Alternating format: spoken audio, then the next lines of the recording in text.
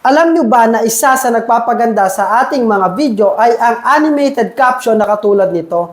At kapag ka po nanonood ang ating mga viewers, ay nalilibang po silang basahin ang animated caption na yan at hindi nila namamalayan, natatapos na pala nila ang ating mga video. So ang tanong ay paano nga ba gumawa ng animated caption na katulad niyan? Panoorin nyo lang ang video na to. So una mga lodi, open nyo lamang po yung CapCut Editor, create new project, and then sample itong video na to.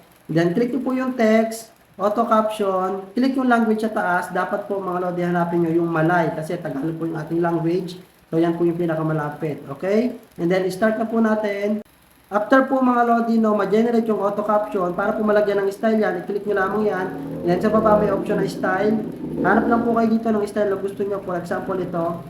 Yan. So, yan. May style na po siya. Pagkatapos, kung gusto po natin baguhin yung font ng text, dito po sa baba, hanapin lamang po natin itong effects. Hanap po tayo dito ng word art na gusto natin gamitin. For example, ito. So, ayan mga lodino. And then, pwede nyo pong i-edit itong text. I-position nyo kung anong gusto nyo position. For example, yan. Okay?